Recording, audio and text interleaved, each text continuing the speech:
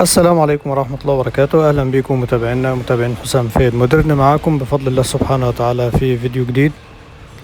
هنعرض لكم بفضل الله سبحانه وتعالى طلبية كنب سرير تم تنفيذها لصديق القناة الباشمهندس أحمد أبو النجا.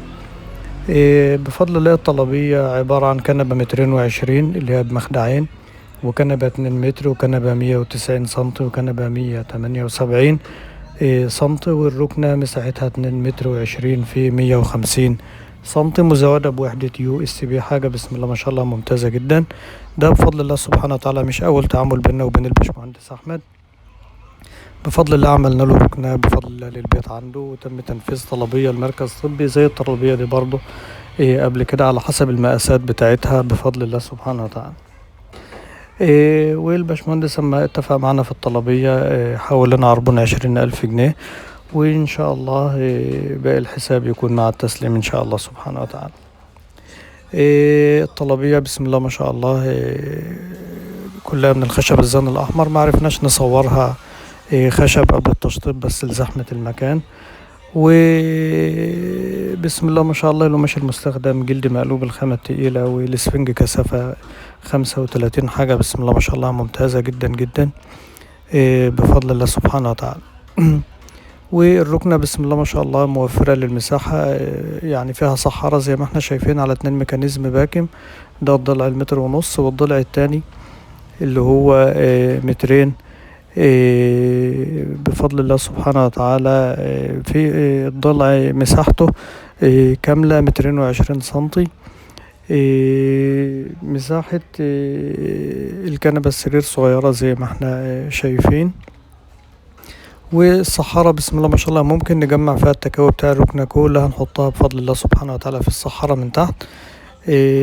بتستخدم استخدامات جميلة جدا. الصحارة بتخدم ست البيت خدمة جميلة جدا في البيت، سواء في تخزين حاجات الشتاء أو أي حاجة مستغنية عنها الفترة. حاجة بسم الله ما شاء الله جميلة جدا جدا.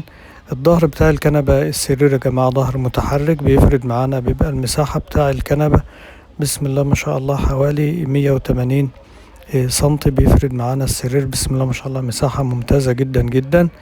وميزة في الظهر كمان ان هو شازلونج، وبيبقى الحركة التانية ان هو يبقى ظهر عادي، والحركة التالتة ان هو يبقى يفرد معانا كنبة سرير بالطول بفضل الله سبحانه وتعالى. حاجة بسم الله ما شاء الله ممتازة جدا جدا بفضل الله سبحانه وتعالى.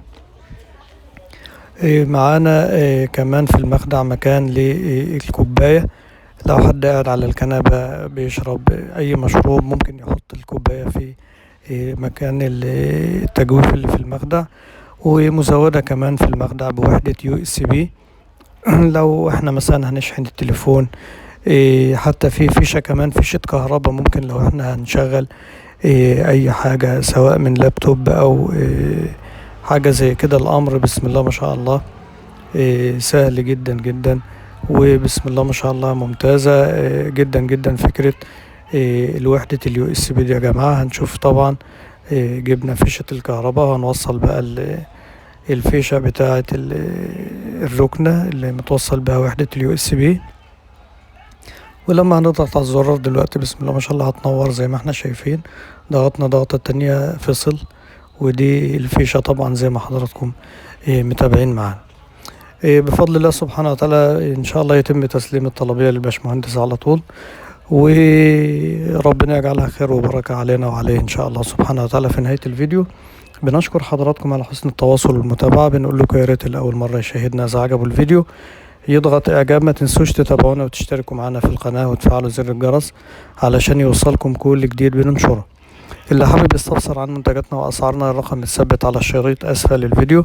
رقم التليفون كمان يا جماعة موجود تحت في وصف الفيديو. يا ريت التواصل يا جماعة يكون على الواتس فقط، وتكون الرسالة مدعومة بلينك الفيديو أو لقطة شاشة أو صورة للموديل اللي حضراتكم هتسألوا عنه. مجرد ما نشوف الرسالة إن شاء الله سبحانه وتعالى نرد على حضراتكم بالتفصيل. واللي عايز يعرف تفاصيل أكتر عن طريقة التعامل معنا أونلاين يا ريت يشاهد لينك الفيديو التعريفي الموجود تحت في وصف الفيديو. وانتظرونا إن شاء الله سبحانه وتعالى في فيديوهات تانية كتير. إن شاء الله سبحانه وتعالى تنال إعجاب حضراتكم. اللي أول مرة يشاهدنا يا ريت يتابعنا إن شاء الله. والسلام عليكم ورحمة الله وبركاته.